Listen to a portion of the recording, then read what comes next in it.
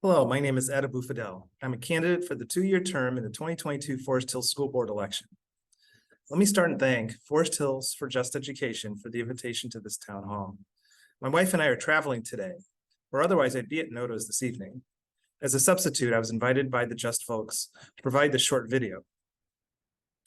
So, a few words about who I am and the themes of my campaign. I'm a product of public education, elementary school in Chicagoland, then middle and high school in Indiana. I earned my bachelor's degree from Michigan State University and my doctorate in mathematics from Rutgers in New Jersey. I started teaching mathematics at Grand Valley State University in 1995. And about 7 years ago, I moved into administration. During my career, I've been awarded GVSU's Outstanding Teacher Award. I served as the department chair for 7 years. My family and I moved to Forest Hills in 2006 because of the Forest Hills schools.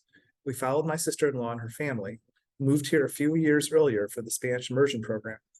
My wife, Kathy, and I have one son, Zachary, and he graduated from Forest Hills Central in 2017. He played on the hockey team. Throughout this campaign, I've talked about excellent schools and welcoming schools. As you can see in this chart from the recent school board meeting, our schools continue to be excellent. We are one of the premier districts in the state. We have a strong record for college-bound students. In addition, I've discussed the need to elevate the visibility and value of other paths, such as vocational education. I've also agreed with others that there is more work to do, and through the campaign, I've discussed maintaining a focus on growth and abundance and not stagnation.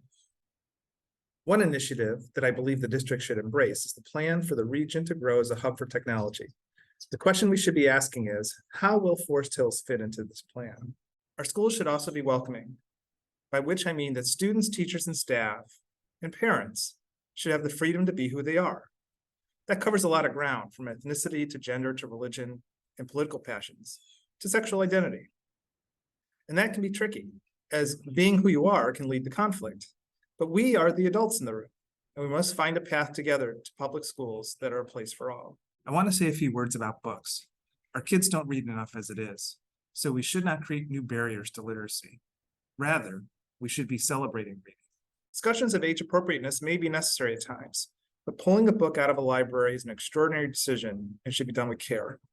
If a parent seeks to remove a book from a district library by following the district's policy, as a board member, I would take that request seriously and do my homework before making a judgment.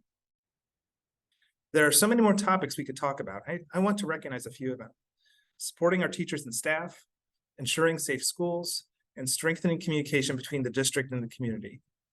But most of all, our schools should remain a place for our kids to be inspired to thrive. If you're interested in learning more about my campaign, I've written statements and videos on my campaign website, ed4ed.com. You can also read about endorsements I have received. Thanks for listening and voting. Have a good day.